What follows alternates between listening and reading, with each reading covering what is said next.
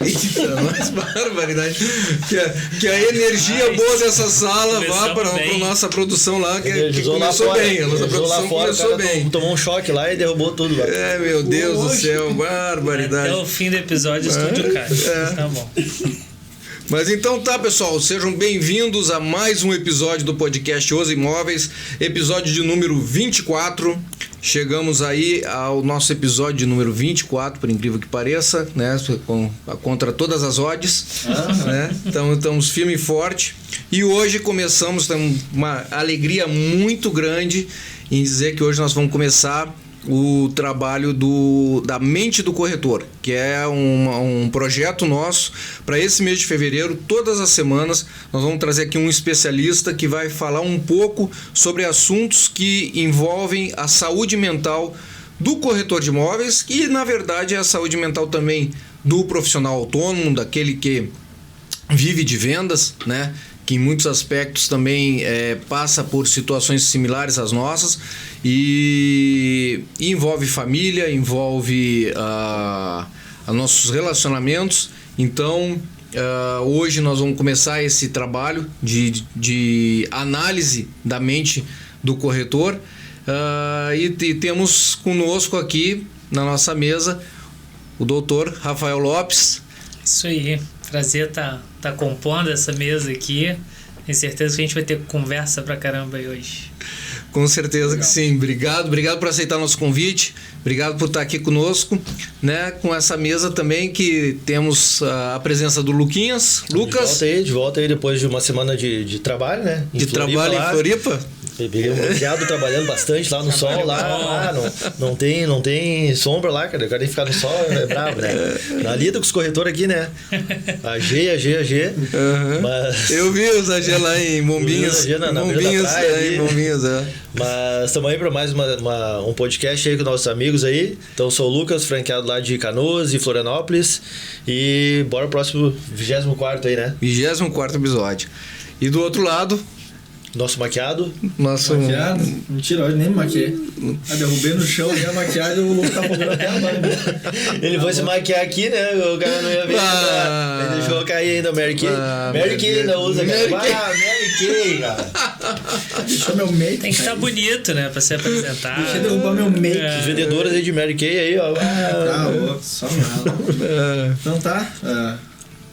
Jonas. Sou o Jonas lá da loja de Canoas lá, cuido da parte de locação também. Desocupação, fiscal, tudo que é problema que entra na nossa loja lá, eu tô resolvendo. Fiscal tu também resolve? Essa pra mim é novidade. Não, tu é fiscal. Eu sou fiscal. Tu é fiscal. Eu entendi que tu resolvia problema fiscal. Tá. Fiscalizo tudo. Coisa boa, Jonas. Obrigado. Valeu. E estamos hoje sem o Jean, né? Que já tá no DM, eu acho. O Jean não sei. Não mais, né? O Jean e o Marcos, né? O Marcos tá... Eu não vi o Marcos esse ano. Eu não sei você, mas eu não vi. O Marcos tá difícil. Os caras tiram 3, 4 férias por ano, cara. Nunca vi isso. O Marcos, quando ele vem em dupla, né? Porque já que ele não vem, aí veio dobrado no podcast passado. Só falando pro pessoal que tá na live, então, o Marcelo Tavares aí já pegou papel e caneta pra diz que a aula vai ser boa hoje. Quem mais? Baita zagueiro. O Augusto Alano aí também, sempre presente. Augustinho sempre prestigiando a gente. Valeu, Augustinho. A JK Negócios Imobiliários. O Eduardo Tonhão presente aí. Grande Tonhão. Kelly Beatriz e a Cristiane Alessandra Klein. Beijo, Kelly.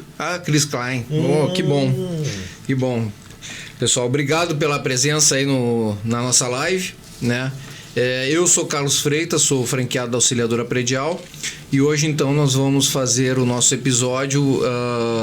Primeiro, vamos começar o nosso episódio sempre daquela forma, né? Como o nosso objetivo é conhecer o lado humano, é mostrar o lado humano do corretor, a gente sempre que os nossos convidados vêm aqui, Rafael, a gente pede para eles falarem um pouco da pessoa, Rafael. Legal. Eu vou falar do dar uma introdução, né, do que a gente vai falar hoje, do que vai ser comentado. Para variar, eu errei o roteiro, né? Para variar. Ele mesmo faz roteiro, ele faz roteiro. Então, hoje puder dar umas dicas aqui de remédio para de medicamento para memória. A gente aproveita e... Eu tenho um remédio para memória muito bom, mas eu esqueci o nome. Então, assim, hoje nós estamos na mesa com o Dr. Rafael Lopes, que é médico psiquiatra pela Universidade Federal de Ciências da Saúde de Porto Alegre, terapeuta cognitivo ou cognitivo comportamental. Perfeito. Terapeuta cognitivo comportamental pelo CELG e professor de pós-graduação da Faculdade Uniguaçu. Então, dito o currículo do nosso doutor que está hoje abrilhantando a nossa mesa, né? E eu já te peço já de início desculpas, né? Pela gente, né? Pela nossa, né? Que a gente não vai estar à altura. Pela entrada forte. Mas fala um pouquinho de ti, doutor Rafael, pra gente aí. Quem é o Rafael? Pois é, a gente sempre se prende muito a falar do currículo, mas tem coisas além, né? Inclusive, isso é uma coisa que as pessoas às vezes perguntam de onde é o meu sotaque, porque o pessoal daqui diz que parece do Rio, o pessoal do Rio diz que parece de Porto Alegre, no fim não é nenhum dos dois, eu sou do Espírito Santo. Espírito Santo, quase. Espírito Santo. Cara, mas é puxado pro carioca. Não, mas é puxado. Ele é um pouco puxado de Brasília também. Brasília? Essa foi a primeira vez. Brasília eu não tinha ouvido. Mas eu sou do Espírito Santo. O pessoal de Brasília é puxado pro sotaque carioca. Carioca? A cidade onde eu nasci é uma cidadezinha chamada Guaçuí. E meus pais moram lá. É uma cidade que faz divisa com Minas e com o Rio. Então acho que misturam tudo de sotaque. Perto de Colatina, então? Não, Colatina é mais pro norte. Guaçuí é sul, extremo sul do Espírito Santo. Mas enfim, eu sou de lá, sou capixaba, vim para Porto Alegre há 4 anos, vim para cá para fazer minha residência, fiz medicina lá, vim para cá para fazer psiquiatria, acabei ficando. Né? Eu falo que eu acabei gostando bastante daqui, né? Também conheci uma gaúcha que me prende aqui. Então eu ia falar, né? Você atirou antes, mas eu ia falar. Tem uns motivos maiores. Tirar a gaúcha daqui é difícil. É uma das coisas boas do nosso estado. Pode ser. E, bem, é isso. Uma coisa que eu também acho que faltou no currículo é a camisa 10 do futebol de segunda-feira. Essa aí. Tu tem certeza? Tu tem certeza? Eu não pedi, me entregaram ela, tá? Me entregaram ela, então... Tu sabe, o cara que pede a camisa 10, tu sabe, né? Nunca ouvi. Quando eu cheguei lá, quando eu vi a 10, estava no vestiário, separadinha já? Tava lá. Dobradinha com meião, tudo. Mas é isso, acho que resumidamente é isso. Tricolor pra caramba, campeão da América também, o atual campeão da América. Eu queria até te cumprimentar, bem-vindo ao Clube dos Campeões da América, que aqui no Sul nós somos campeões da América há algum tempo, né? Entendi. Mas porque é importante esclarecer para nossa audiência que ele é tricolor do Rio. Carioca. Tricolor carioca. Né? Nelson Rodrigues dizia que tricolor só o Fluminense. O restante é time de 3 cores. Boa. Que bom. Eu acho que a gente tá todo mundo de acordo, né? Estamos de acordo. Aqui todos somos colorados aqui, então. Eu vou arrumar briga com todo mundo de estado agora, né? Mas também. Caiu metade da live aqui. Mas o Espírito Santo é bem forte também na construção civil, né? No imobiliário, né? O ramo imobiliário também é bem forte, tem bastante prédio lá em Vitória, mais da capital, né? Uma capital muito boa de se morar. Vila Velha, né? Costumo falar pro pessoal que assim, que bom que não descobriram completamente Vitória ainda, porque aí deixa o preço lá embaixo das coisas, tem um custo mais baixo. Apesar de que recentemente eu vi que um dos metros quadrados mais caros do Brasil está em Vitória, na Praia do Canto. Mas eu morei em Vitória, morei em Vila Velha, morei em Cachoeiro de Itapemirim, que é a cidade do rei Roberto Carlos. Eu morei em Alegre, morei em Gossi, tudo cidade lá do Espírito Santo, então acabei me movimentando muito durante a vida. Mas é um estado, cara, um estado maravilhoso, assim, de verdade. As pessoas, todo mundo que vai lá, não sei se... Eu acho que tu já foi lá, né? Eu já fui, na verdade, até tu falou agora de Cachoeiro de Itapemirim, eu acho que eu falei Colatina, mas eu tava pensando em Cachoeiro de Itapemirim, que é mais, que é mais na fronteira. Isso aí. Colatina é mais lá nos lagos, mais pra cima. Isso. Mas foi, cara, o Espírito Santo é um estado muito bonito, Vila Velha, Vitória, são cidades, quem não conheceu, conheço. Vila Não Velha estou recebendo demais. nada para falar isso, né? Mas é maravilhoso. Inclusive, carnaval tô lá. Sábado de manhã tô partindo. Tá indo? O carnaval é forte lá? Como é que é? Cara, não... Assim, tem lugares... Não é tão forte quanto o Rio. Pela proximidade do Rio, eu acho que o pessoal acaba indo mais pro Rio de Janeiro. Sim. Mas tô indo pra praia mais tranquila, tá com os amigos, uma coisa mais... Eu quis perguntar sobre os roubos, é menor, né? Eu costumo dizer que parece... Vitória é tipo o Rio de Janeiro, só com menos violência, assim. Então, eu acho que não é igual. Mas é um... Acho que as cidades menores da volta, assim, é mais tranquila, porque é um pouco mais voltado pro turismo, mais próximo. Concentra mais Rio, que é mais famoso e tal, né? Então... Mas, pô, Vitória, e legal lá do Espírito Santo é que tu tá na praia e uma hora tu tá nas montanhas, assim, que é a região de Domingos Martins e tal. Então é bem interessante do turismo. A gente acha que é pouco valorizado, deveria ser mais. Mas fica a dica para quem tá acompanhando o podcast aí. E até na questão imobiliária que o Jonas perguntou, tu tem Vitória, tu tem Vila Velha, que tem um metro quadrado bastante valorizado. E Guarapari, que não é, eu acho que não é região metropolitana, mas é bem próximo de Vila Velha. De Vitória, né? De Vila Velha. E que também tem uma valorização grande. E na região metropolitana tu ainda tem Cariacica e Serra, né? Serra e Cariacica, que são 2 municípios que ficam próximo de Vitória, mas aí já são mais populares, não são tão turísticos como Vila Velha e Vitória. A cidade de Vitória é uma cidade bem pequena, né? O município de Vitória é uma das menores capitais do Brasil. Só que tem a grande Vitória, né? As pessoas acabam morando em Vila Velha, morando na Serra, em Cariacica. Então tem um pouco dessa particularidade, assim. Massa. E uma pergunta, Rafael, quando é que... Vou te chamar de Rafael, claro, né? A gente é amigo, né? O doutor já foi apresentado. Eu gosto muito. Já deve ter intimidado, deve ter chegado bastante ele perder gol, né? Tanto que eu já pifei esse rapaz, é sacanagem. Me diz uma coisa, quando é que pintou pra ti que tu ia ser psiquiatra, que tu ia pra esse lado da... Essa é uma pergunta boa. Eu entrei na medicina pensando em oftalmologia. Eu achava que era muito fácil o jeito que o meu oftalmo ganhava dinheiro. Eu ia lá, o cara falava, tá bom, não tá, tá bom, não tá. Dá uma olhadinha, vai embora. E aí eu falei, pô, eu que tenho que responder ainda, né? Eu não sei se tá bom, se não tá. Mas eu pensei em oftalmologia, mas quando eu tive a disciplina de oftalmologia não gostei, assim. E aí eu fui vendo, eu gostava muito da parte de farmacologia, que é o estudo, né, das questões das medicações e tudo. Eu sempre gostei muito de conversar, eu sempre achei muito importante a conversa ali durante os atendimentos, e eu achava que a psiquiatria era uma área que trazia muitos diagnósticos a partir do raciocínio de conversa, do raciocínio clínico. A gente até lança mão de alguns exames em alguns momentos, mas... sei lá, 90% dos casos na psiquiatria, o diagnóstico ele é através da conversa. Então eu gostei muito disso, gostei da teoria, eu fui pra prática, eu fui fazendo estágio e tudo, eu falei, cara, eu acho que é mais por aqui, assim. E aí eu me identifiquei, isso foi lá mais pro final meio pro final da faculdade. Mas não tem nenhuma história lúdica, maravilhosa, dizendo o porquê da psiquiatria. Eu acho que passou muito por gostar da teoria, gostar de estudar e na prática, enfim, vivenciar isso e achar positiva a maneira como se constrói a psiquiatria no dia a dia.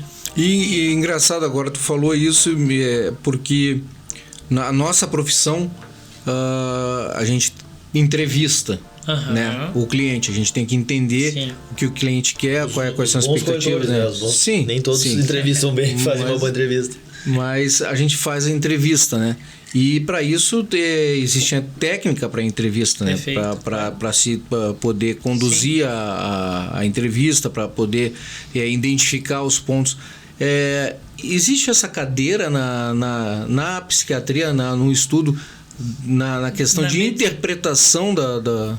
Cara, na medicina a gente tem uma cadeira básica, assim, que é a de semiologia médica, né? Que é justamente a maneira de como lidar com o paciente, assim, né? Existe... Como é que é o termo? Desculpa. Semiologia médica, que é você saber coletar a história do paciente, saber examinar o paciente, isso é uma cadeira básica da medicina.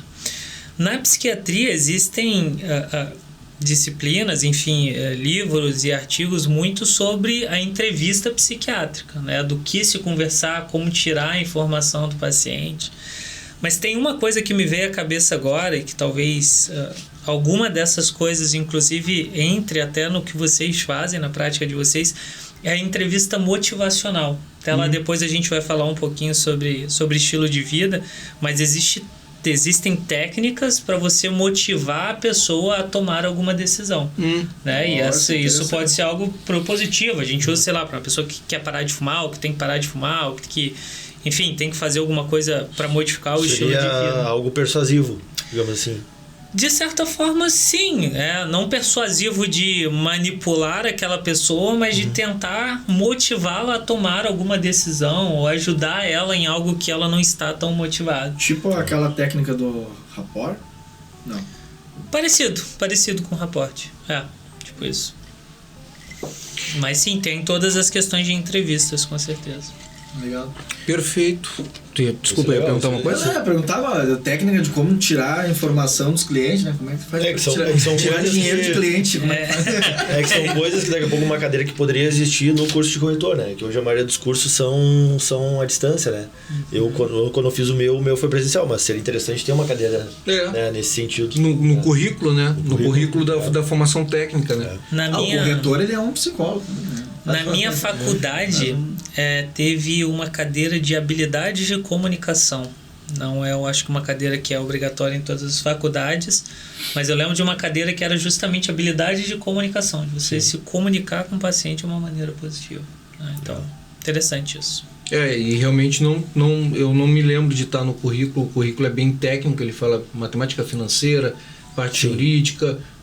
E esse aspecto eu realmente não me lembro de ter visto na grade curricular. E quando eu fiz também não teve. Até porque foram 8 meses, né? 8 meses é pouquíssimo para o tanto de conteúdo que a gente tem, né? Até tava um papo de virar a faculdade também, né? Corretor, mas... Sim. Mas como acho que o pessoal não adere muito, pelo menos no curso, né? Daí fazer uma faculdade também. Hoje é um curso de quanto tempo? 8 meses? O que eu fiz presencial foram 8 meses. Eu não sei quanto tá a distância agora, não sei quanto tempo é. Na verdade, tu tem um prazo de até 2 anos para fazer o curso. Entendi. Mas tu tem a grande maioria deles é à distância, e aí tu tem uma grade horária ali de curso para fazer provas para interessante. Não, mas com certeza esses soft skills, assim, né? Acho que são coisas que talvez não ensina, nem faculdade ensina, curso também não. Mas a gente aprende com o tempo, acho que...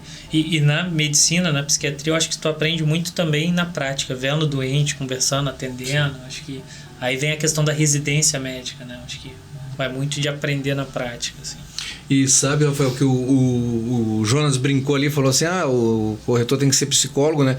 Mas quantas vezes no atendimento o cliente se abre com a gente de uma forma... Com certeza. Se abre muito. Assim, sabe? Tu fica surpreso, às vezes tu fica sem reação, porque é uma coisa que tu às vezes nunca venciou.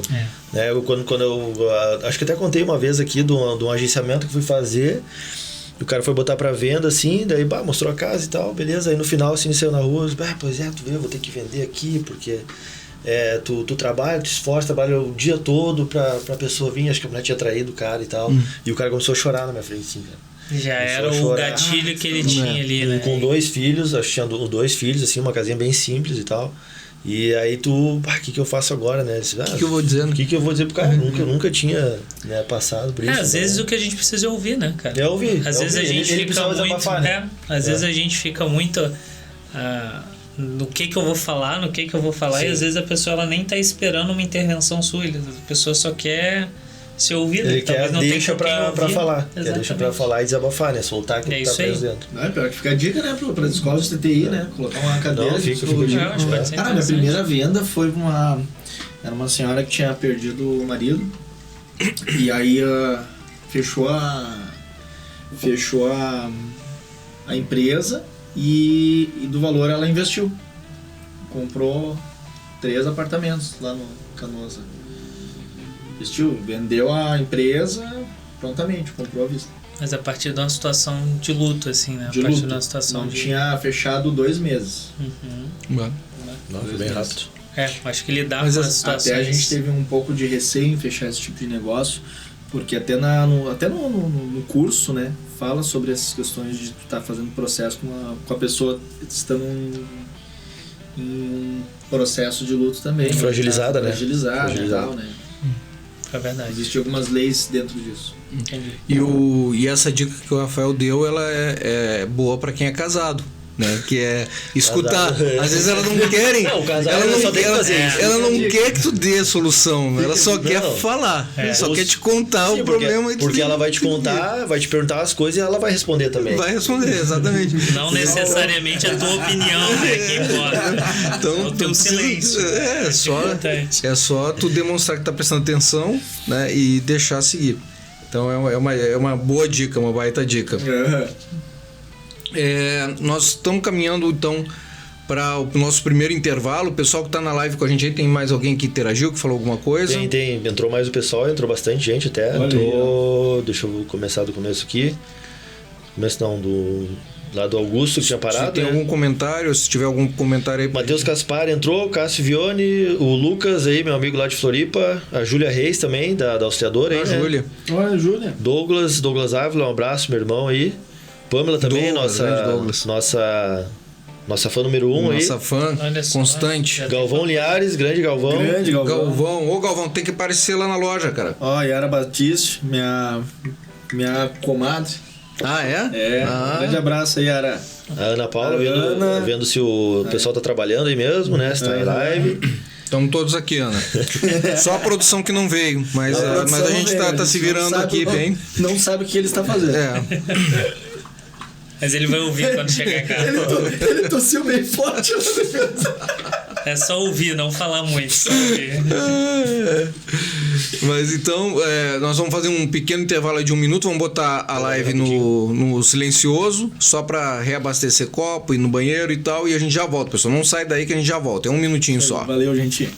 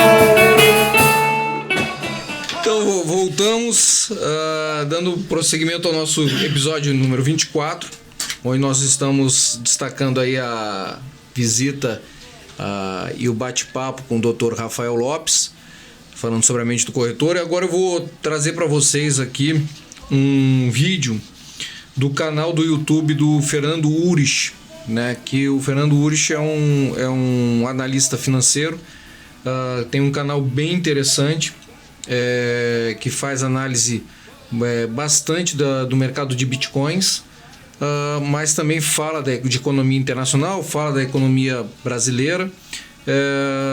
Tem uma visão bem interessante, bem técnica. Ele é economista da chamada da escola austríaca, né, que é uma escola liberal.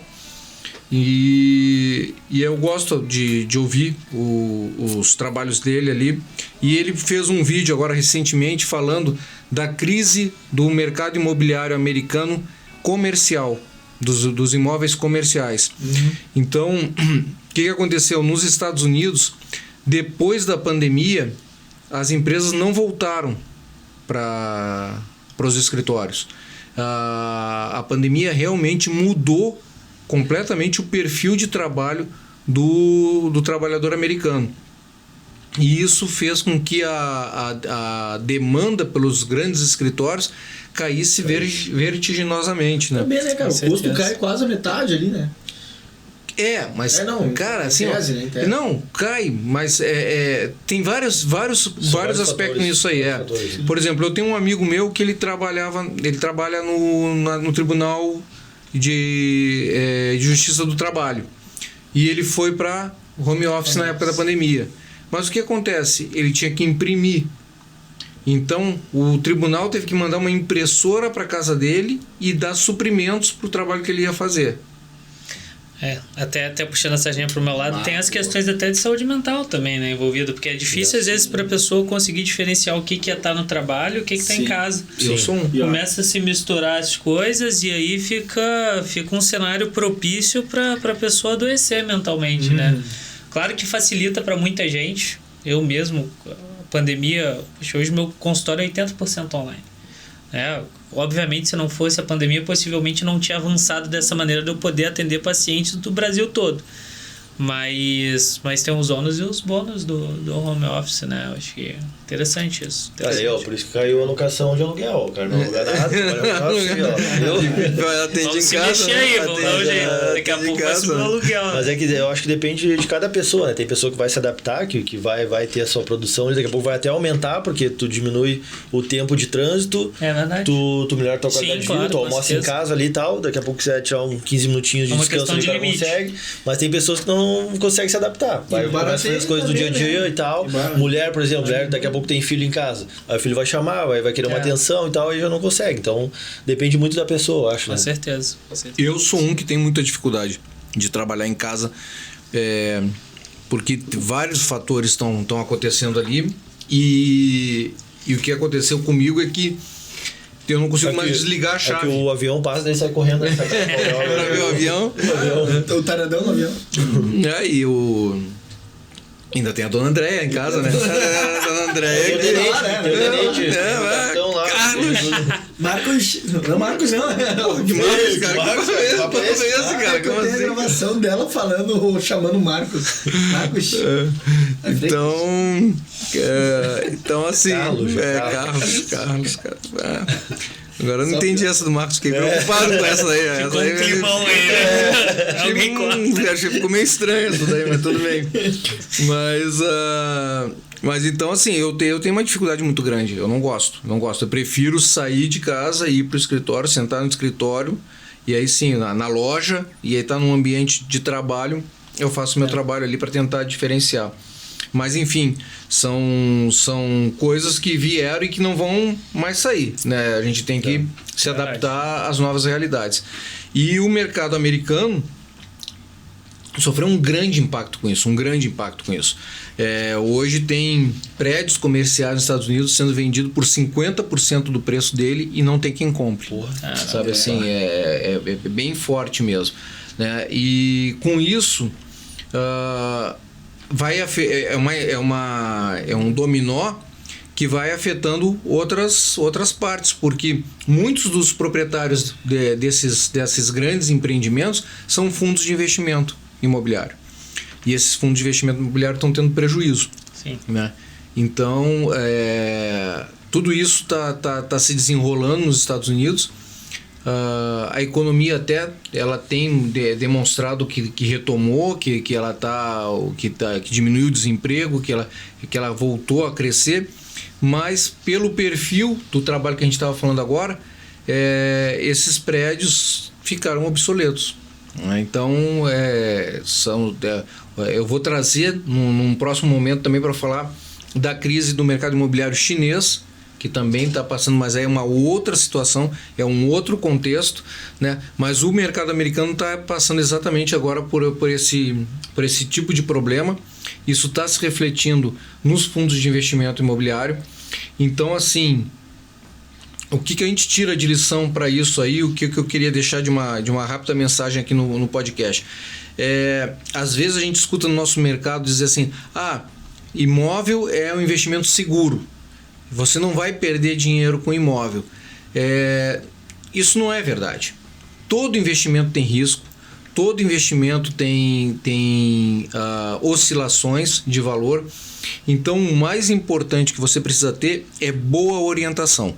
Seja no momento que tu está aplicando na Bolsa de Valores, seja no momento que tu está aplicando em CDB no banco, ou no momento que tu está comprando imóveis. O que você precisa é de boa orientação, de um profissional que tenha conhecimento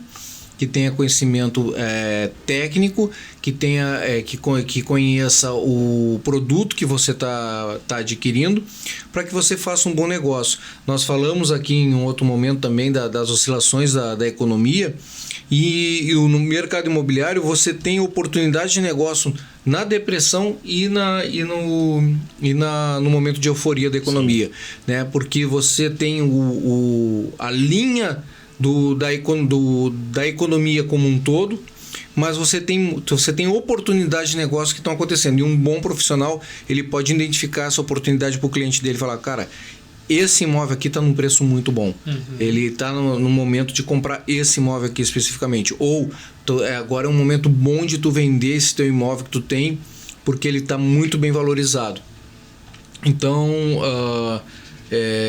outro setor da economia americana que também dá sinais ali que preocupa, além do comercial, é o setor de locação, de que a gente até estava falando, né? Sim. Das locações de curto prazo, dos imóveis para locação, né? Também é uma coisa que demanda uma atenção para a gente analisar se a oferta não vai ficar maior do que a demanda, né? Então são coisas que a gente precisa pensar. Qual é a demanda que aquela cidade tem, o perfil dela. Pegando aqui nosso caso, Porto Alegre tem um tamanho, tem um perfil de demanda. Canoas, que é um outro município que a gente trabalha, é outro perfil de demanda. Né? Então, só para deixar bem claro, Canoas não é Capão na Canoa. Como o pessoal liga para lá tentando alugar imóvel... Em Capão na Canoa? Não, aqui não é Capão na Canoa, aqui é Canoas. Aluguel a gente tem. Aluguel a gente tem. Então, eu quis trazer, quem quiser assistir, no canal dele no YouTube, o canal é Ulrich, Ulrich, que é o sobrenome dele. É um canal muito bom que dá bastante orientação na parte de aplicação de investimentos. O próprio Bitcoin, né, que é algo que é altamente volátil, então os riscos, as chances de ganho são grandes, mas os riscos são enormes também. Então a pessoa também tem que tomar muito cuidado para investir nesse tipo de mercado. Momento da economia com Carlos Freitas. Carlos. Rafael conheceu a dona Andréia lá no... Pois é. Sim, aposto que foi ela que pediu, né, cara? Economista, ó, vai falar disso aqui, hein? Vai falar disso aqui. Chama o doutor Rafael lá, Carlos.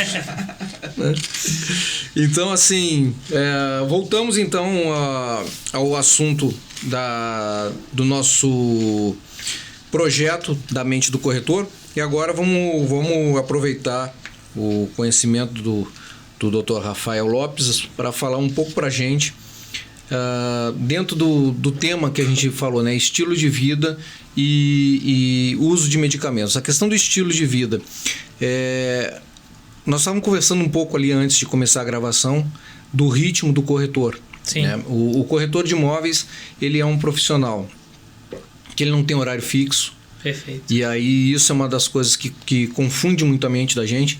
Muitas pessoas às vezes entram até na profissão por achar o seguinte, eu tenho flexibilidade de horário, eu consigo fazer meus horários, eu posso pegar meu filho na escola, eu posso tal. Vou trabalhar quando eu quiser, quando eu quiser, né? Mas é no horário do cliente, na verdade. Flexibilidade, né? Você não tem o tempo para você. Não tem. Nunca. Então, tem essa questão do horário. tem a questão da volatilidade do rendimento, porque tem meses que tu tá num excelente mês, que tu tá vendendo muito bem e tu ganha uma grana muito grande. E já deixo aqui o spoiler que nós vamos fazer mais adiante também um projeto sobre administração de tempo e administração financeira para o corretor de imóveis. Importantíssimo. E aí tu tem tudo isso acontecendo, né? Dentro de um mercado que tu tá sempre com o risco do teu negócio cair. Sim. Né? Tu tá sempre tratando com pessoas, muitas vezes com pessoas que tu não conhece. Tem uma outra questão também que a gente até, no que o filme que a gente comentou, ela tratava bastante disso, que é tu ir para um imóvel vazio com uma pessoa que tu não conhece. Sim. Né? Quem é aquela pessoa, sim, né? Sim, os medos, enfim, né? Todos os medos que tem. Claro. Então, que a gente pode... Como é que a gente pode falar um pouco disso, Rafael? O que a gente pode trazer para o pessoal que está nos ouvindo? Não, eu acho interessante, assim, a gente enxergar... O que tu tá me dizendo, de maneira geral, né? É que é um território de instabilidade. Eu acho que talvez essa seja a palavra, né? Uma instabilidade, ou seja, pode ser que seja um mês, show de bola, consegui bem, mas um outro mês mais complicado. Sim. E em territórios de instabilidade, geralmente, existe uma tendência até de um comportamento mais ansioso, de preocupação, né? Então, poxa, se eu não sei o que vai acontecer, né, eu fico preocupado, né? O que eu posso fazer? Só que muitas das coisas não estão ao meu alcance, então não adianta eu ficar preocupado se não está ao meu alcance, se eu fiz tudo que eu podia fazer, mas a partir daqui quem decide é o cliente, tudo. Então me parece um território bem que pode se criar componentes ansiosos, assim. Eu acho que é sempre importante a gente pensar, pensando principalmente nessas questões de estilo de vida, o que a gente pode fazer para talvez diminuir os níveis de ansiedade no nosso dia a dia, assim. E o estilo de vida, ele parte muito disso, né? Coisas que a gente pode colocar na nossa prática cotidiana de situações que talvez diminuam o nosso risco de desenvolver uma ansiedade, de desenvolver às vezes um episódio de humor. Por exemplo, questão de hábitos de atividade física, a gente sabe isso muito importante na nossa vida. Eu acho que tem estudos que demonstram que a atividade física diminui o risco de até 30% numa pessoa desenvolver depressão, né, de desenvolver ansiedade. Na verdade, 23% de desenvolver depressão, 30 e poucos % de desenvolver ansiedade ao longo da vida, né? Caso ela não faça algum esporte. Na verdade, fazer uma atividade física diminui esse risco em 30 e poucos %. Tá. Né? Não se mexer, ou seja, ser sedentário, também aumenta o risco de desenvolver algum tipo de transtorno mental de maneira geral. E o que a gente tem visto, inclusive, é que a atividade física ela não só previne que a pessoa tenha, mas a pessoa que tem já uma depressão, uma ansiedade, quando realiza atividade física, tem um efeito terapêutico da atividade física. Ela também trata, de certa forma, a depressão, a ansiedade. Obviamente, quando a gente fala de qualquer transtorno mental, de qualquer doença, a gente está falando em gravidades diferentes. Então, talvez tenha uma pessoa que, ela vai se beneficiar da atividade física, aquilo vai ser o suficiente para diminuir o nível de ansiedade dela, mas talvez tenha outras pessoas que vão precisar de um auxílio medicamentoso, por exemplo, para conseguir se movimentar até para fazer uma atividade física, né? Uma das perguntas que eu ia fazer para ti, cara, é o remédio. Remédio, tá? Eu sou contra remédio. Eu acho que eu nunca usaria para alguma, sei lá. Nem pra calvície? Nem pra calvície. Já tem um objetivo do podcast hoje, que é te convencer que tu tá errado antes de tu terminar a fala. Mas vamos lá. Aquele azulzinho também, né? Ajuda às vezes. Cara, sobre ansiedade. Principalmente isso que o corretor passa, né? São transtornos voltados à ansiedade. Tá? Esses remédios, eles vão solucionar todo o problema dessa pessoa que está passando por esse problema? Vamos lá. Ou, porque assim, pelo que tu falou assim, sobre a questão da atividade física, é uma coisa que eu faço muito, sabe? Às vezes eu chego em casa, por conta, eu não sou corretor, mas a área que eu que abrange lá muitos problemas. Então a gente tem que ter meio que jogo de cintura para resolver tudo um pouco. Então, quando eu chego cansado em casa, às vezes com problemas, cara, o meu remédio é esse. Eu corro, eu ando de skate, eu jogo bola. Cara, quando eu chego em casa, às vezes, aquele problema que era desse tamanho, assim, é desse tamanho. Ótimo. Poxa, cara, como é que pode, né? E aí eu fico pensando, o pessoal que toma remédio, é isso, né? Isso, ele vai solucionar a parte dos problemas? Vamos lá, a gente tem algumas coisas pra gente pensar e é ótimo tu trazer, assim, traga todos esses questionamentos que eu acho importante a gente até usar esse espaço para falar sobre isso. Primeira coisa que quando a gente pensa em tratamento, a gente está pensando numa doença, né? A ansiedade é uma coisa que todo mundo tem e todo mundo vai ter. A ansiedade eu vou ter, você vai ter, a pessoa que trata vai ter, quem não trata tem também. O que é a ansiedade? Até costumo falar com os pacientes que assim, imagina que quando lá na época das cavernas existiam 2 grupos, né? Existia o grupo dos homens da caverna que tinham ansiedade e que não tinham ansiedade. Era um dia bonito pra caramba, tava os 2 grupos dentro da caverna, e aí o grupo que não estava ansioso e também o que estava ansioso ouviu um rugido de leão lá fora. Mas era um dia, poxa, bonito pra caramba. Os não ansiosos pensaram assim, isso aí não é um leão, deve ser um gato que passou ali na frente, vou sair lá para curtir o dia. O que aconteceu? Os não ansiosos foram comidos pelos leões e a gente veio da linhagem dos ansiosos. Por quê? Porque a ansiedade é uma coisa que ela é um mecanismo de luta ou fuga. A gente precisou da ansiedade para se erguer na história do planeta Terra. Sem ela, possivelmente, a gente não conseguiria chegar onde a gente está hoje. O problema é quando a ansiedade nos paralisa. É quando a ansiedade ela sai de uma coisa natural, de uma coisa que a gente tem naturalmente e começa a entrar como uma doença. E aí quando a gente fala de transtorno, quando a gente fala de doença, a doença psiquiátrica ela não é para quem quer ter ela, é para quem consegue ter ela. Mas como assim, Rafael? Porque não é só o que está acontecendo naquele momento. Quando a gente fala de um transtorno, a gente está pensando nos componentes genéticos que talvez aquela pessoa tenha. Tá, mas a ansiedade tem componente genético? Tem componente genético. Por exemplo, os gêmeos que são monozigóticos, gêmeos iguais, se um tem uma chance de ter ansiedade, o outro também tem uma chance muito maior do que se eles forem gêmeos diferentes. Isso mostra o componente genético da ansiedade, né? A ansiedade ela tem componentes também que tem a ver com o que talvez a pessoa passou na infância dela, né? Talvez era uma pessoa que cresceu dentro de um ambiente que era um ambiente hostil, um ambiente que ela sempre tinha que estar pensando que o pior poderia acontecer, né? Ou seja, o componente psicológico dela talvez seja muito mais para um lado pessimista, né? Ou seja, está sempre pensando nas questões ansiosas, ou seja, está se criando ali.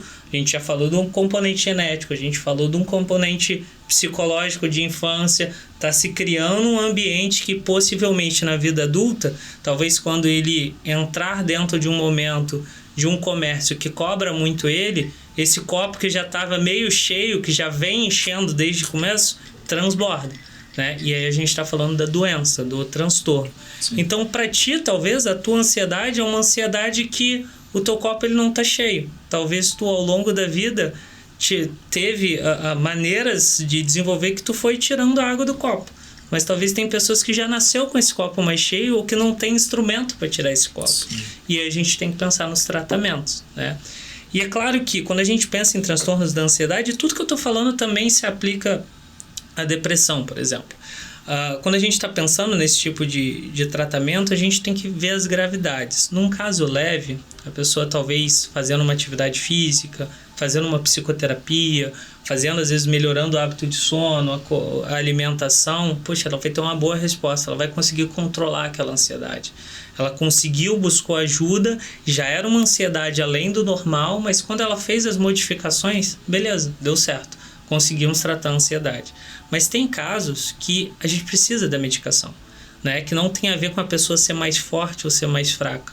É porque passa de uma questão somente da motivação. Talvez entra com questões químicas, bioquímicas do cérebro. E aí a gente fala dos remédios, né? A gente tem uma visão muito distorcida sobre as medicações psiquiátricas e tem motivos para isso, né? Toda vez que a gente pensa, se eu falar para vocês, o pensa em uma clínica psiquiátrica. Eu tenho certeza que vai vir na cabeça de vocês, possivelmente, aqueles filmes lá, Ilha do Medo, né? Camisa de força. Camisa de força, coisa que, enfim, não é assim, né? Mas os pacientes dopados... O louquinho do Pota do Pretinho Básico lá, que o Cris Pereira faz. Esse eu não conheço. Okay, só dando um adentro, ali que tu falou ali dos Homens das Cavernas ali, o grupo que era ansioso, o grupo que não era ansioso. O que era ansioso, o que não era ansioso, quem era o grupo casado e o solteiro ali? Quero saber. Fácil de saber. Cara, mas aí é que tá, pela explicação dele, o ansioso, que é o casado, sobreviveu. Você vem da linhagem dos casados. E o solteiro que vai, vou pra guerra, vou não sei o que tal. Tu morre e tu vai todo morrendo. Entendeu? Mas assim, só uma coisa que também é interessante, até pela pergunta que o Jonas fez, que é a questão do seguinte, a pergunta dele foi assim: tá, mas o remédio resolve isso? E eu acho que, Rafael, assim, me corrige, mas eu acho que não é uma resposta só. Não. E as pessoas, às vezes, depositam no remédio a solução do negócio. Sabe assim, eu vou tomar o remédio e aí eu vou ficar bom. E aí eu tenho que tomar o quanto for necessário para ficar bom. Não é exatamente isso. Tem toda uma cadeia de coisas que tu tem que fazer, que pode ser que uma pessoa, um especialista, entenda que dentro desse contexto tal a medicação. Que é uma ajuda, então. E a grande questão é que é o seguinte, também a gente tem que entender que algumas pessoas não conseguem fazer as outras coisas antes de estarem medicadas, porque às vezes a situação é tão grave, uma situação tão, que deixa a pessoa numa tão travada, que todas as outras modificações, como a gente estava falando, da atividade física, de melhorar o sono, todas as outras modificações de estilo de vida, elas não são possíveis de fazer se aquela pessoa não tem um tratamento medicamentoso que o possibilite estar minimamente bem para fazer as outras modificações. Então, muitas das vezes, é claro que a gente pensa, mas já foi direto pro remédio antes de tentar as outras coisas? Porque talvez quando ele chegou na ajuda, ele já estava num caminho mais lá de baixo. Por quê? Porque ele tinha medo de antes, ele achava que indo antes talvez ele ia ser medicado, sendo que talvez ele não iria. E as medicações são bem diferentes do que as pessoas pensam. Não é toda medicação psiquiátrica que vicia, é uma minoria de medicação psiquiátrica que causa dependência, que causa tolerância. As pessoas pensam em medicação psiquiátrica, pensam que é Rivotril, Diazepam, Prazolam. E esses remédios, eles não são remédios que deveriam ser usados a longo prazo. Quando a gente fala de tratamento de ansiedade, a gente não pensa nesses remédios a longo prazo, apesar de algumas pessoas acabarem fazendo um uso. Mas as medicações psiquiátricas, elas não viciam em sua maioria. Diferente do que a maioria das pessoas pensam. Grande parte das medicações psiquiátricas, elas melhoram a qualidade de vida do paciente, não tem os efeitos colaterais que as pessoas acham que tem, vai ficar dopado, vai aumentar de peso, isso é muito característico de cada remédio. Então tem muitas ideias erradas sobre as medicações que a gente vai ao longo do tempo conseguindo diminuir. Eu acho que as pessoas têm diminuído um pouco o preconceito já. Eu sinto que ainda tem uma estrada longa, mas eu acho que tem diminuído um pouco. Eu ia falar assim, o remédio eu acho que ele é uma coisa temporária, Porque se tu ficar tomando ele por muito tempo, vai chegar um momento que ele não vai fazer mais efeito. Depende. Tem que aumentar a dose, não é? Depende. Tem remédios que funcionam assim, mas a maioria dos remédios não. Os remédios que tu tá pensando sobre isso são os tarja preta. Alprazolam, Diazepam, E esse sim, a gente tem que usar por um período necessário, num tempo necessário. Mas outros remédios como antidepressivos, fluoxetina, estalopram, sertralina, que a gente usa muito para o tratamento da ansiedade, eles não causam tolerância. O que isso quer dizer? O teu corpo não acostuma com ele. Essa coisa do preciso de uma dose maior para ter o meu resultado, isso não acontece com esse tipo de remédio. Ou se eu tirar eu vou ter abstinência. Isso não acontece com esse tipo de remédio. Então essa ideia que tu acabou de dizer é o que a maioria das pessoas tem. E é o que impede as pessoas de buscarem atendimento muitas das vezes, porque acha que funciona dessa forma. Entendi. Então um pouquinho diferente. Mas talvez quimicamente não cria dependência, mas psicologicamente, não sei se o termo tá certo, né? Eu vou falar com ele psicologicamente, daqui a pouco eu tô falando uma bobagem, né? Não. Mas psicologicamente não pode criar uma dependência, a pessoa achar que ela precisa daquele remédio específico para ficar bem, para curar. Possa acontecer, tá? Possa acontecer do ponto de vista dessas medicações, mas o que tem que ser falado é que algumas doenças psiquiátricas, elas precisam ser tratadas ao longo do tempo. E tem algumas pessoas que vão, infelizmente, ter que tomar medicação ao longo da vida. Só que esses remédios, na maior parte das vezes, não fazem mal ao longo do tempo. Tá. Os antidepressivos não tem problema nenhum a pessoa tomar por 20, 30 anos. Como assim, Rafael? Não tem problema? Não tem. A ideia que a gente tem de medicação fazendo mal a longo prazo, causando demência, a pessoa fica com perda de memória, é uma classe específica das medicações que são esses benzodiazepínicos, Rivotril, alprazolam, diazepam. Na maioria das vezes é seguro utilizar a medicação a longo prazo. Se bem acompanhado, não tem risco de utilizar a longo prazo. Porque a maioria das pessoas acham diferente, né? Eu achei importante. E é preconceito, né? Exato, existe um preconceito muito grande. E uma coisa muito importante da frase que ele falou é o bem acompanhado, né? Exatamente. E uma coisa que fundamental, que a gente tem que dizer aqui, é que não é internet que vai te recomendar o remédio que tem que tomar, e nem é o teu vizinho que tomou Google, e ficou muito bem. O Dr. Google, né? E nem o teu parente ou teu vizinho que tomou e ficou muito bem. Tem que procurar um especialista, alguém que entenda, que vai fazer análise de todo o teu perfil, entender toda a tua situação para poder encaixar essa medicação da forma mais correta, né? Exatamente. Quando a gente fala que não tem risco, que não tem risco quando bem indicado, né? O remédio correto. Mas talvez uma pessoa, por exemplo, a coisa simples que eu já atendi, pessoa que tomava um remédio que o vizinho passou, só que aquele remédio interagia com o remédio de câncer que a pessoa tomava, e um médico visivelmente treinado jamais prescreveria aquele remédio com aquele remédio de câncer. Por quê? Porque aquilo poderia diminuir o remédio de câncer no sangue e fazer com que a pessoa voltasse a ter câncer.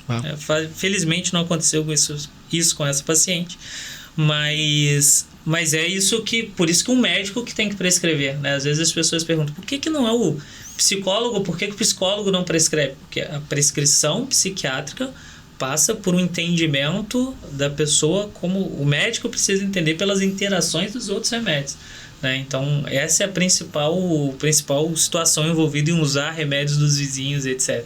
Esses riscos tem. E agora também uma outra coisa importante, que uma vez eu conversando com o Rafael me esclareceu, que é a questão do trabalho em conjunto do psicólogo e do psiquiatra. Né? Que às vezes a gente pensa que são duas coisas totalmente distintas, né? E tem um grande preconceito. Na verdade, existem vários preconceitos aí. Primeiro, que eu não sou louco para ter que usar a medicação para ir no psiquiatra. Para ir no psicólogo, eu não sou louco, né? E eu não sou louco de camisa de força para ir no psiquiatra, né? A percepção que a gente tem é, esse cara não tem solução mesmo, então tem que botar ele no psiquiatra para deixar ele calminho, né? Para deixar ele sob controle, né? Tá, então, e a questão dos remédios também, que a pessoa, eu não vou, alguns não querem tomar porque se sentem derrotados por tomar esse tipo de remédio, fala assim, eu não gosto que saibam que eu tomo esse tipo de remédio, que parece que eu sou uma pessoa que tem problemas de cabeça e tal. Então, tudo isso são preconceitos que a gente precisa superar. O Dr. Rafael vai falar mais disso. Em seguida, a gente vai fazer um cortezinho agora para recarregar os nossos copos aqui, bateria e tal. Pessoal da live, nós vamos botar um minutinho no silencioso aí, mas a gente já volta, não saiam daí, porque nós vamos esclarecer mais disso aí e relacionar bastante com a profissão do corretor na volta aí.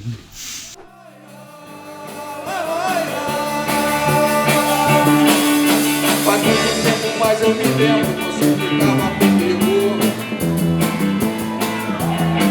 Eu vejo que tanto tempo me deixou muito mais calmo. O seu comportamento egoísta sempre era difícil. Você me achava meio esquisito e eu te achava tão chata. Mas tudo que acontece na vida tem um momento de ensino.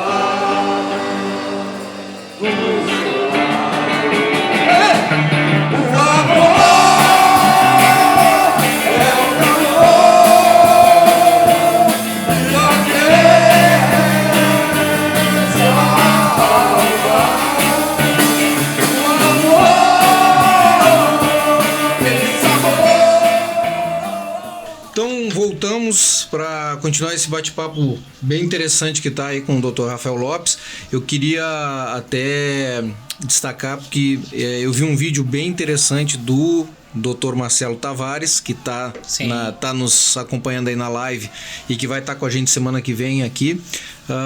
Tem um vídeo bem interessante dele falando exatamente da questão do uso de medicamento, o efeito no cérebro. Legal. Né?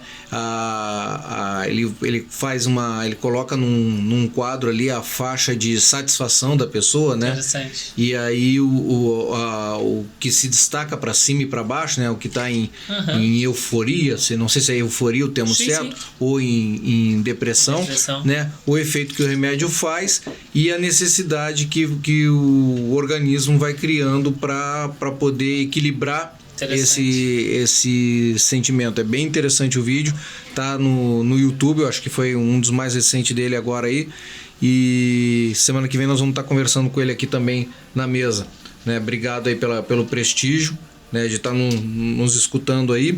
E seguindo então, assim, Rafael, o que acontece? O corretor de imóveis, tu sintetizou bem ali no início, né, a instabilidade que ele vive. O nosso dia a dia, ele pode partir de um momento. Tu começa amanhã tranquilo, daqui a pouco tu entra numa grande euforia porque um cliente teu que estava quase comprando um imóvel de valor bem alto, do nada fez contato contigo e falou: vamos retomar aquele negócio que eu quero fazer.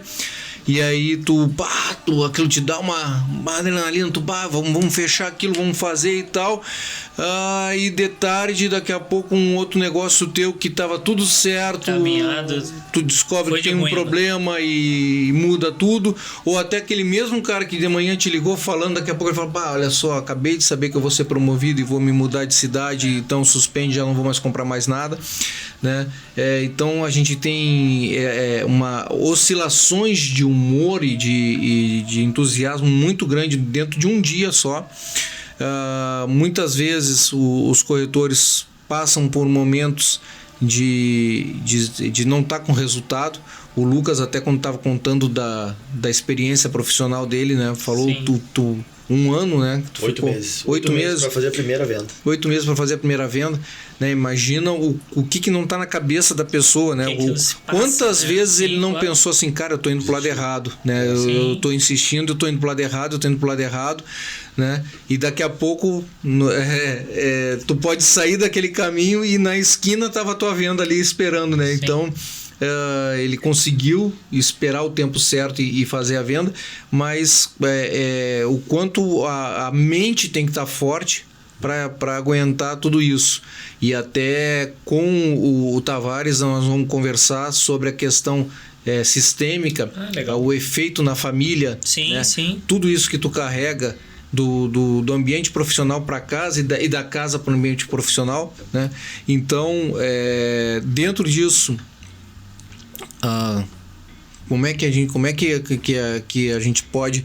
Tu falou um pouco ali da questão de atividade física. Quais são outras orientações que a gente tem, além da questão do remédio em si, mas o que mais que a gente pode fazer? Eu acho que a gente tem que pensar. Sexo é uma coisa boa para fazer?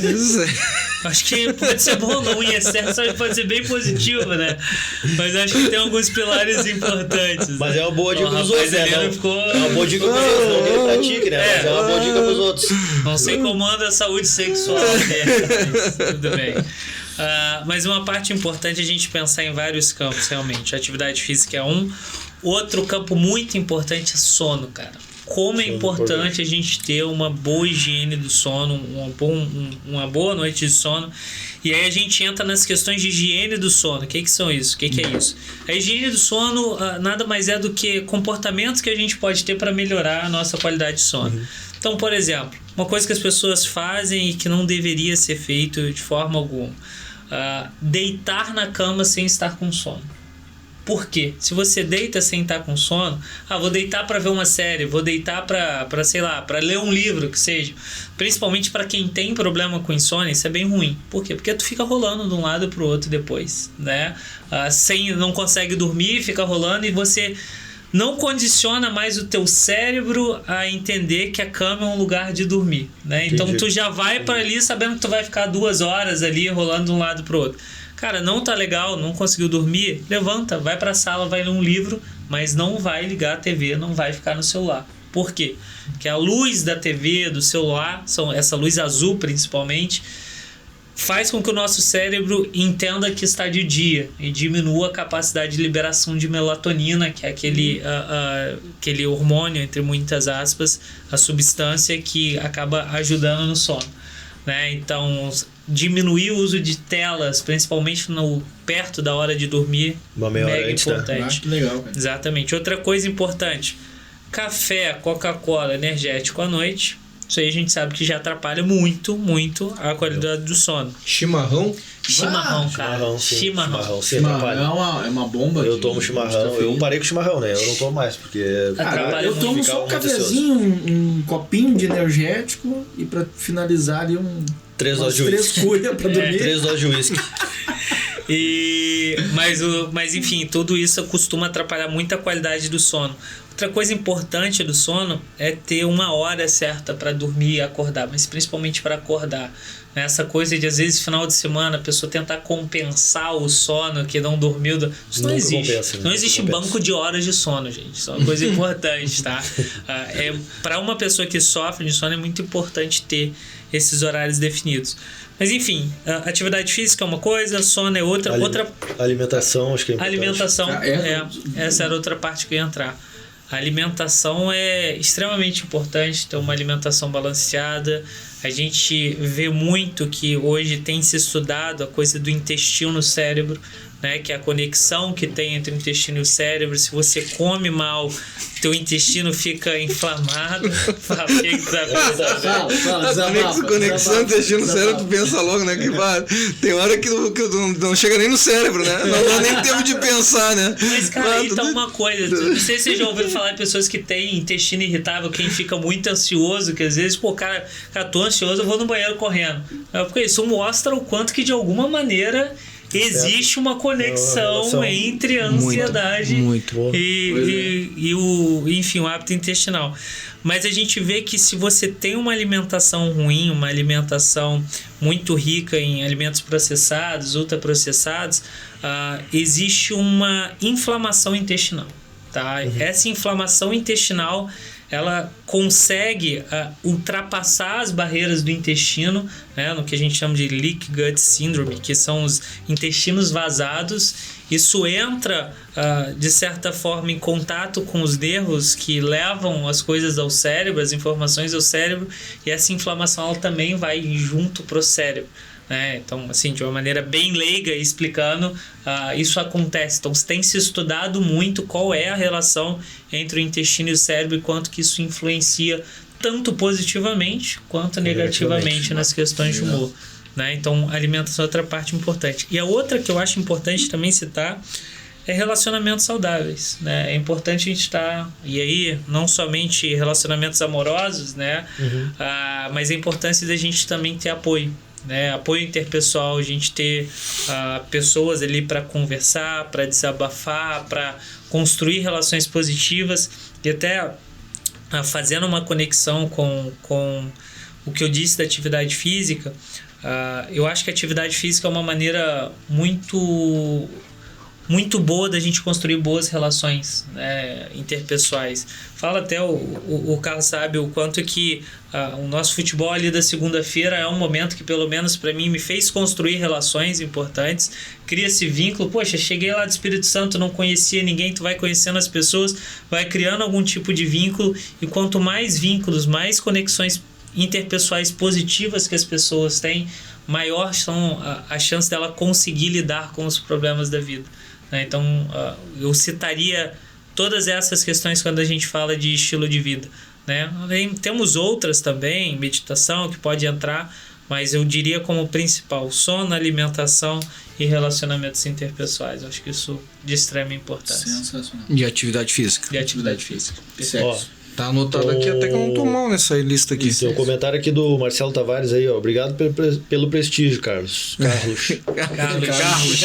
É o famoso Romário, né? O vídeo que te referes traz uma explicação simplificada sobre os processos de dependência das medicações, que o Rafael colocou muito bem, que não acontece com a maioria das medicações que usamos. É isso aí. Acessem lá o canal do grande Marcelo Tavares.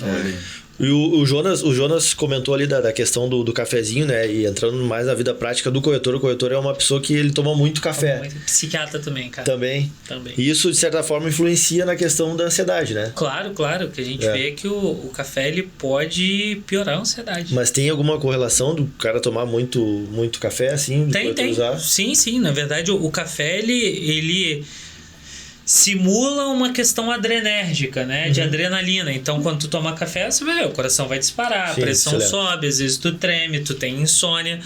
E para pessoas que já têm uma predisposição a ser ansiosa, quando aumenta a quantidade de café, pode piorar a ansiedade. Inclusive, tem pessoas que desenvolvem ataques de pânico a partir de, claro, uma predisposição, mas o gatilho, às vezes, é uma quantidade excessiva de cafeína. Tem vários pacientes que, quando começam a tomar muito café durante o dia, eles começam a ter insônia ou ter, às vezes, ataques de pânico, crise de ansiedade. Uma pergunta boba, não sei se já veio pra ti. É verdade sobre aquela abstinência do café? A tremedeira... Depende, qual parte? A tremedeira é... Não, pode dar abstinência, sim. Sim. É claro que não é uma abstinência grave, ninguém fica internado porque tá viciado em café. Cara, eu tenho meu ritual que é tomar o meu café preto todo dia de manhã. Aí é o preto, eu não consigo comer nada, é o preto. Se eu não tomo Eu gosto preto. Gosto. E a pegada é o preto de manhã, né? Sai fora. E aí, se o cara não toma... cara, lá pelo meio-dia ali, mais ou menos, eu não tomei ainda o café preto, me dói a cabeça. E todo mundo faz isso. Isso que eu ia falar. O sintoma, cara? Não é psicológico, é químico. O sintoma mais comum da abstinência do café é a cefaleia, a dor de cabeça. Por causa de queda de pressão? Não é por queda de pressão. Na verdade, é pela maneira como o café age, que envolve as questões de adenosina lá. Tem a ver com a pressão que o café acaba aumentando quando tu faz o uso. Mas, enfim, o mecanismo fisiopatológico é um pouquinho mais complexo, mas com certeza pode ser o do café.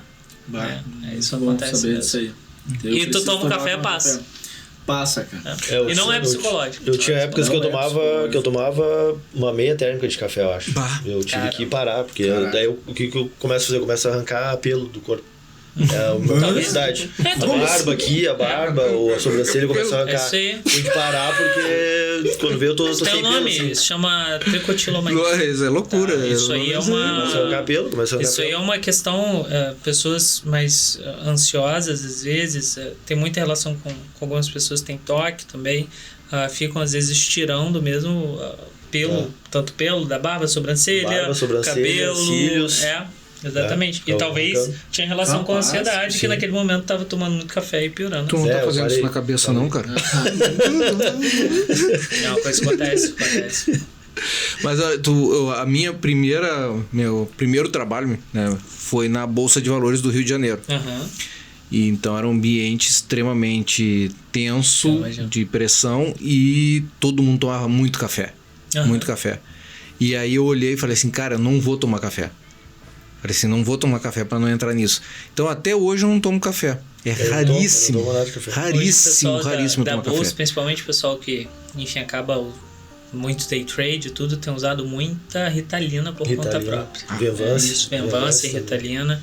Isso aí é um problemão, assim, É uma ótima medicação quando bem indicada para quem tem TDAH, para quem realmente merece, mas a maneira como se está tendo o uso abusivo de Ritalina, de Venvance, enfim, de psicoestimulantes para teoricamente ter melhores resultados no sentido de se sentir uma pessoa mais proativa é um problema que tá enorme, assim. E essa sim é uma medicação que vicia, causa tolerância, causa dependência quando mais indicada. Né? E tem se usado muito pessoal de bolsa de valores e tudo, bem comum. Imagino. Eu me lembro como é que era o ambiente, como é que era a situação. E eu falei, cara, não vou tomar café porque... No caso dele, ele arrancava o cabelo. Falou de mim. Mas eu falei antes que tu falasse, cara. Eu falei, eu parti primeiro. Cara, o meu caso, eu falei pro meu barbeiro, né? Falei pro meu barbeiro, cara, olha só, tô perdendo o cabelo e tal. Capaz. Ele falou, mas isso aí é do estresse. Não, mas de boa, voltou, já tá voltando. Tá voltando? Diminuiu o estresse, né? Vamos ver se tá tocando na porta, então se tá voltando, deve estar chegando lá na porta. Sim, ele ficou solteiro agora, daí tá diminuindo o estresse. Né? Já diminuiu o estresse. Tá, e o teu barbeiro falou o que pra ti? Ele falou, cara, que é do estresse. Que é do estresse, eu não acreditei. Ele falou assim, primeiramente, tu procura um dermatologista pra ti. Queda de cabelo tem as pessoas botam às vezes no estresse, mas não necessariamente cara, é estresse. Usa o derma não sei o que lá e faz isso, faz aquilo. Ele olhou pra... Mary Kay, usa Mary Kay. Ele usa Mary Kay. Isso daí é o plus, né? E aí, cara, não faz, acho que uns 2 meses começou a voltar o cabelo normal. Mas é verdade. Tu quer que a gente concorde contigo? A gente vai concordar contigo pra tu ficar motivado. Fica o critério de vocês. O famoso efeito placebo. Se você tá se sentindo bem, tá tudo bem. O mais importante é isso. Se pagar pro implante, tá bom. Rafael, me diz uma coisa. A gente já concordou agora aqui que os medicamentos devem ser utilizados da forma adequada, que existem vários graus, né, de situação. Uma coisa que é certa é o seguinte, todo corretor tem um nível de ansiedade e até um pouco de depressão em função do que eu falei, da rotina. Tá? Então, assim, quais são os sintomas ou quais são, não sei se é sintomas ou são pontos de atenção para que o pessoal que está em casa, a pessoa que está nos escutando agora, consiga identificar assim, tá na hora de eu procurar uma ajuda ou o que eu tenho é uma coisa normal, que a minha ansiedade é uma ansiedade normal, a minha depressão é uma depressão, até porque tristeza, né? Tristeza, né? É um nível normal ou tem alguma coisa que a gente possa indicar, tipo, cara, se tu gosta de ver o filme do lobinho, do vampiro lá, qual é o Crepúsculo, tu tá em depressão. Eu acho que a grande palavra é prejuízo.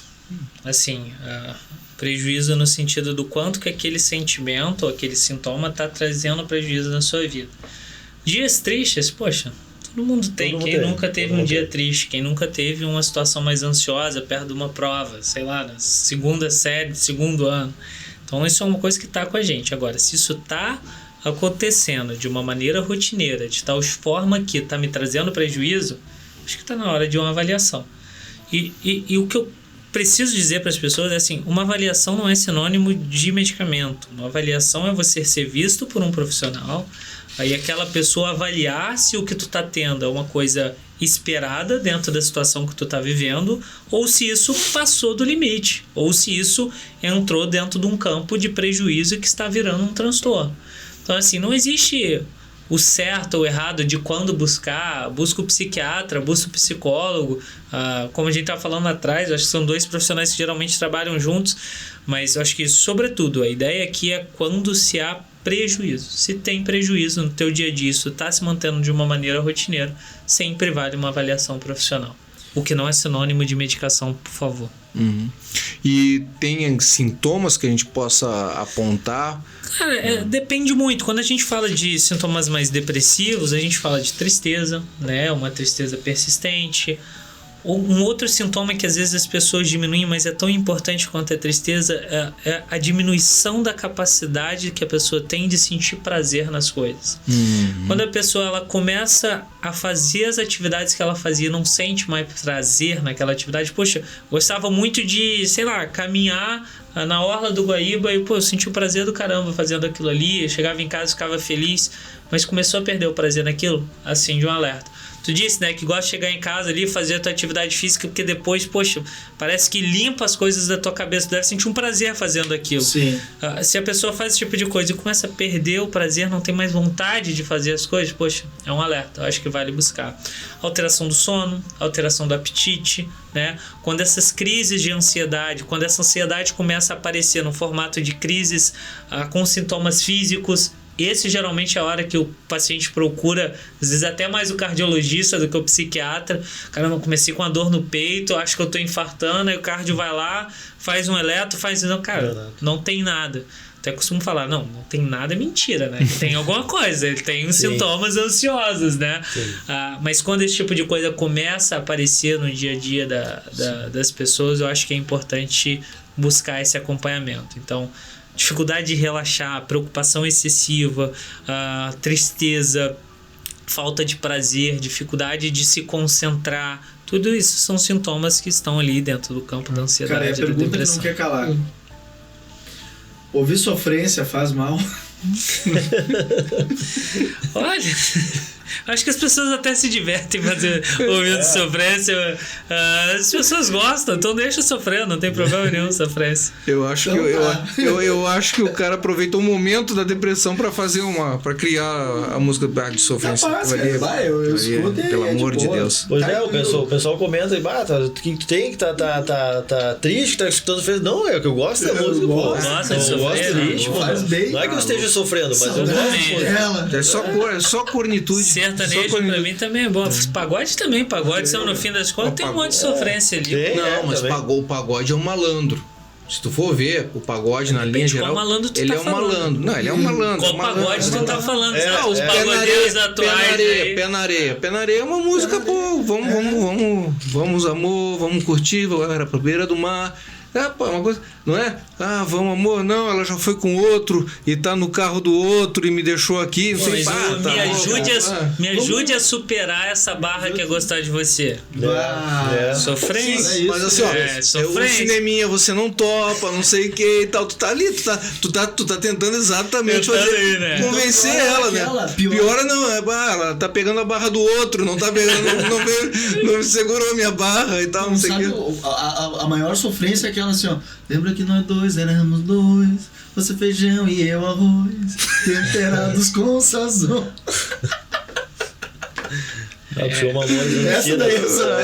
Mamonas Assassinas. Mas, cara, falando de videogame, cara, jogar videogame, assim, ele ajuda na depressão. Porque, assim, ó, jogar, tem um jogo que é o Dino Crisis. Tu tava falando em crise, né? Dino Crisis é um problema?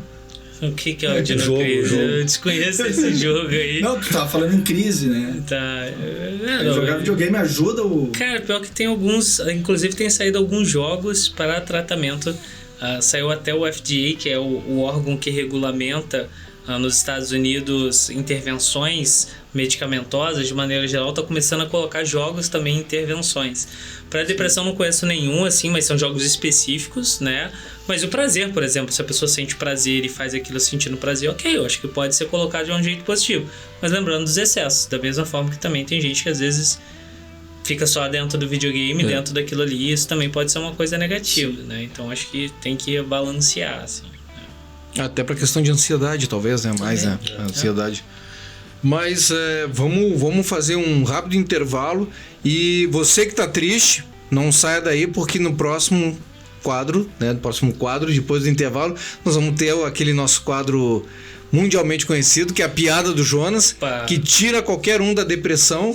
né? Me causa uma ansiedade enorme, né? O que ele vai trazer dessa vez? O Lucas aqui agora. Mas me traz uma ansiedade enorme, mas vai tirar todo mundo da depressão e com certeza com muita alegria. E a gente vai pro nossos comentários finais. Então, pessoal, rapidinho, um minutinho só para carregar a bateria e a gente já volta aí. Não saiam da live.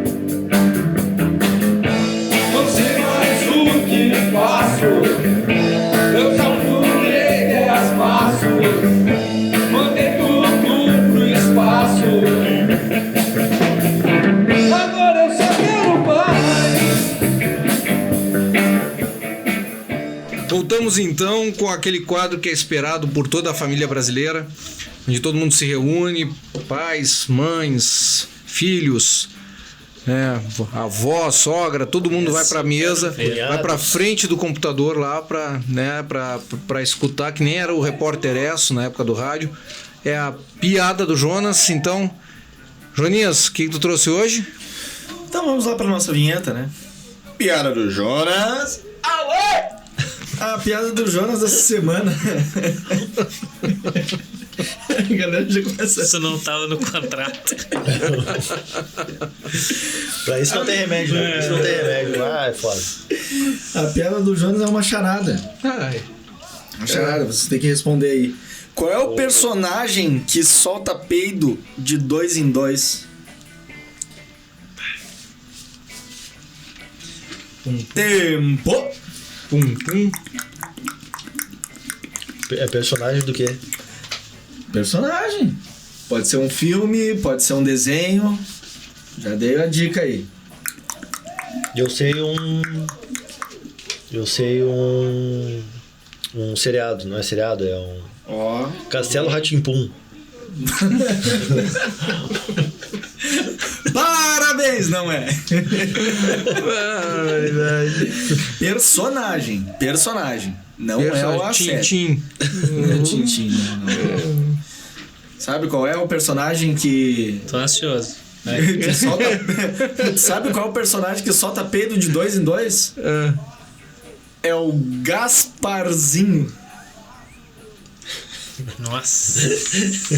Acho que o Castelo Rá-Tim-Pum ficou melhor aí. Você é ao vivo, né? Como que é a porta? Ao vivo. Cadê o... Ao vivo. A claquezinha aí? Tu tem uma semana pra preparar a piada pra ele. Uma semana que tu tem pra preparar a piada pra ele. Mas é bombástico, né? Excelente, cara. Quem gostou foi só a Kelly e Beatriz que gostou. Viu? Tem sempre alguém que gosta, né? Tem sempre alguém que gosta. Valeu pelo apoio aí. Então era isso, Jonas? É isso aí. Então tá, Jonas. Só ela não sabe que toda semana é uma diferente que gosta da piada. Então, pessoal, Não me queima, rapaz. Não me queima. Não, aqui ó, da semana foi o Galvão. O Galvão gostou. Falou uma, né? O Galvão fala aqui, ó. Faz uma aquela que eu te mandei, o Galvão diferente, falou. uma pessoa diferente que gosta da piada, cara. Diferente. Foi uma do Galvão. Tá se entregando aí sozinho. Não se entrega, tu te taca no tiro, cara. O amigão lá atrás chorando de rir. Já conhece, né? Já sabe. Mas então tá, pessoal. Chegamos aí ao final do nosso 24º episódio do podcast Os Imóveis. Foi rápido hoje, né? O primeiro. E bem interessante, com bastante informação, bastante cultura, coisa que é rara aqui dentro. Então, metade das palavras que o Rafael falou não entendi. Né? Semiótica da... Eu estava anotando ali pra procurar no Google. Sim, o episódio episódio todo ali, ó. Se me com S ou com C. Mas tenho certeza que o pessoal em casa pode aproveitar, curtir bastante, e ficam as informações e a mensagem, né? Procura ajuda profissional, não tenha preconceitos, né? A gente não estamos cada vez uma sociedade mais evoluída, né? Que na minha época, né? Na minha época se falava retardado, não sei o que e tal. Tinha muito bullying. Hoje, muito, né? Não existia a palavra bullying, né? Não Tinha existia, porque não existia. Ninguém sabia o que era bullying, né? Então, hoje a nossa sociedade está bem mais evoluída para entender das necessidades que as pessoas têm e, na verdade, o problema da sobreinformação. A gente tem informação demais, então tem que saber selecionar a informação, e uma forma de selecionar é exatamente procurar o especialista, quem entende dentro do que está falando. Isso serve desde o nosso mercado imobiliário, serve para quando você vai tratar da tua mente, né? Então não adianta pesquisar em Google, não adianta conversar com A ou com B, porque a vida daquela pessoa foi totalmente... O histórico daquela pessoa é totalmente diferente do teu.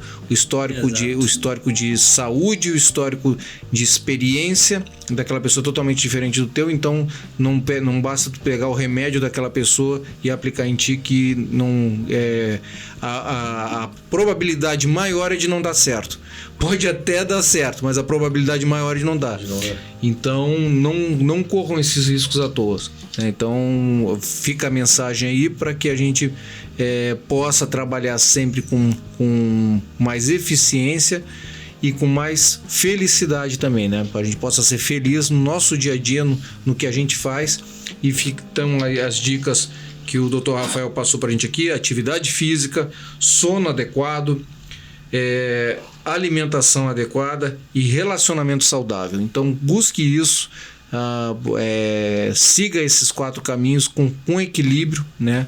Nada com radicalismo. Não adianta ficar só comendo batata doce e frango, que nem o Lucas também, que isso aí não é alimentação saudável. O podcast ali tava no cantinho. Então, assim, com equilíbrio, né? Busque isso e certamente, se os problemas não vão se resolver, pelo menos eles vão diminuir de tamanho, né? Então, obrigado, Dr. Rafael, aí, por participar conosco do nosso episódio de hoje, o primeiro da série A Mente do Corretor. Semana que vem nós vamos ter o Dr. Marcelo Tavares. Semana que vem vai ter? Carnaval semana que vem? Quarta-feira, foi bom, bem ressaltado. Semana que vem, em função do Carnaval, a nossa live vai ser na quarta-feira. Outro lado do Espírito Santo também. Espero que o Dr. Tavares venha sóbrio para fazer aqui com a gente o evento, né? Venha, né? Porque a gente não vai estar, né? Se ele vier, nós vamos estar no lucro, né? Tá no lucro. Se ele chegar aqui, já vamos estar no lucro, né? E então, e vamos ter mais durante todo o mês, uma vez nos nossos episódios semanais, a presença de um especialista. Obrigado, Dr. Rafael, por ter vindo aí com a gente, dedicar esse tempo aí, ter a paciência para aturar nosso humor e a piada do Jonas. Né? Não, foi boa a piada. Assim, eu que agradeço a oportunidade. Eu costumo dizer que justamente que o Tavares falou ali durante a live, que eu acho que a gente precisa muito de informação para combater o estigma, né? Acho que sem informação a gente não combate o estigma. Sim. E a área da saúde mental tá cheio de estigma, tá cheio de preconceito, e a gente precisa usar o espaço da sociedade, daqui, do alcance que vocês têm, pra gente realmente combater os preconceitos que a pessoa tem. Então é um prazer tá vindo aqui. Espero que em outros momentos a gente venha. Um clima muito bom, descontraído. Quero ouvir outras piadas para ver se melhora no próximo. Ver se evolui, né? Vou ver se é só hoje. Mas enfim, foi um prazer estar aqui. Para quem quiser me acompanhar um pouco mais, tô no Instagram, rafaellopes.psiquiatra. Show. Vai estar embaixo. Tá embaixo ali. Vai colocar ali no vídeo ali na descrição. Também tem um canal no YouTube, também Psiquiatra Rafael Lopes, vai estar tudo ali para vocês verem, mas vai pelo Instagram que vocês acessam. Meu Instagram, atualmente, eu tenho falado um pouco mais sobre saúde mental da mulher, tá? Tem sido uma tendência que eu acabei por escolher seguindo. Um caminho difícil, né? Não é fácil, mas elas merecem a nossa atenção. Tem sido meu estudo de mestrado, mas de vez em quando também pinta assuntos gerais, então podem procurar lá, e sempre com essa ideia de tentar combater a desinformação com informação. Eu acho que esse é o principal. Precisarem também entrar ali, pode chamar no direct, ele tem um canal do WhatsApp, se alguém precisar de algo, marcar uma consulta, alguma coisa assim, só tá falando ali com a equipe, que a equipe direciona para os atendimentos. Mas é um prazer estar aqui, espero que volte em outros momentos para ouvir essa piada maravilhosa. Assim, já fica o convite, porque o nosso mercado tem muita mulher trabalhando. Bastante. As nossas equipes são preponderantemente femininas. Sabia. É um mercado que ele tem essa questão do horário, e aí as mulheres elas têm jornadas duplas, triplas. Sim. Então elas conseguem de forma mágica, não sei como, conciliar todas as tarefas delas para poderem fazer a profissão de corretagem. Se olhar no ranking da Auxiliadora Predial, por exemplo, que é o ranking que a gente acompanha, ele é preponderantemente feminino também nas primeiras colocações. Então elas fazem tudo que elas fazem no dia a dia delas e ainda vendem melhor do que a gente. Então fica o convite para voltar e a gente falar um pouco da mente feminina. Podemos pensar, mês da mulher tá chegando, né? Boa. Chamar talvez alguma mulher para compor a mesa também. Isso também é uma coisa, tá nos nossos planos. A gente já fizemos alguns convites. 15 dias de Tenente Portela vem feminino. Então, obrigado aí pela presença. Luquinhas, obrigado, valeu, Rafael, pelo papo aí, muito rico em informação. Acho que deu para tirar bastante conhecimento, bastante informação aí, né, das palavras. Então, vocês aí, se gostaram desse assunto, né, envia para um amigo, envia para um familiar, né, que vai ajudar bastante o nosso canal. E não se esquece de se inscrever também no nosso canal aí, né, ativar o sininho ali, que vai nos ajudar bastante a divulgar para mais pessoas aí esse assunto aí que foi muito interessante e muito importante, né? E para os próximos também que virão, né? Próximas semanas aí vão ter mais assuntos aí que acho que vão ser bem pertinentes, vão ser bem importantes. Então, obrigado por quem acompanhou aí, e até a próxima. Jonas, e aonde é que o pessoal, para seguir a gente, então, onde é que o pessoal nos acha? Então, a gente tá aí no Spotify, o YouTube, TikTok, estamos no Facebook também. Uau. Né? E no Instagram. O Instagram. Mas assim, gente, lá no YouTube a gente tem os nossos vídeos que é lançado toda quinta-feira às 8 horas da noite, com todos os cortes também.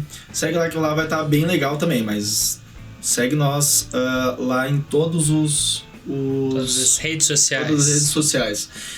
Eu queria falar um pouquinho também sobre o que o Rafael falou sobre também melhorar a piada. Sensacional. Sobre o preconceito, né, das pessoas que buscam um psicólogo, um psiquiatra. Eu sempre associo a um carro. Eu não sei porquê, é porque eu gosto também muito de automobilismo. Cara, o carro, quando ele não tá funcionando direito, ele tá com algum problema, aí tu pode levar naquele mecânico. Pode levar em qualquer mecânico. Eu resolvo tudo. Não, o Marcos arrumou por conta própria. Tipo isso, assim, mas tu pode levar em qualquer mecânico. Só que qual é o cara que vai consertar o teu carro? Quando tá com um problema no pneu, ele vai dar um problema geral no carro. O carro vai parar porque o pneu parou. Mas onde é que tu vai levar o teu carro? Para um mecânico que trabalha com motor? Não, tu vai levar num borracheiro. Então tu tem que levar assim, a tua vida a sério. Se tu tem algum problema na área psicológica, traumas e tal, tu tem que levar um profissional de verdade. Não é tentar tratar com os conselhos. Claro, os amigos ajudam, a família ajuda, outras áreas da nossa vida ajudam também, mas a gente tem que levar um profissional que vai tratar diretamente daquela área que tá com o dano, né? o especialista, né? O especialista. E até pegando o gancho, que é da conversa que a gente teve quando estava offline aqui, que o cardiologista me indicou tal remédio assim. Cara, cardiologista entende de coração, né? Psiquiatra entende da cabeça, o ortopedista da musculatura, né? E ossos e tal. Então, cada um no seu quadrado, né? Exatamente. Assim como até mesmo a gente, no nosso dia a dia, a gente passa muito a questão, porque existe o direito imobiliário. E existem outras áreas do direito. Sim. E as pessoas, às vezes, deixam de ouvir o que a gente está falando para escutar um advogado que é da área, sei lá, criminal, né? A especialidade dele é outra, Sim. Não é aquela área, né? Então também serve para isso. Então realmente como é muito bem colocado ali. Mas o exemplo do borracheiro. A gente precisa procurar um especialista para todas as áreas e desmitificar também todos os pontos que a gente tem na nossa vida, né? A gente tem alguns problemas, relacionamentos, tal. A gente tenta buscar válvulas de escapes, às vezes que nem eu tava falando aqui sobre a questão de fazer uma prática física e tal, né? Mas assim, eu aconselho para todos, porque eu conheço muitas pessoas que falaram para mim, né, sobre isso, que procurou um profissional na área da psicologia e melhorou muito a vida dela.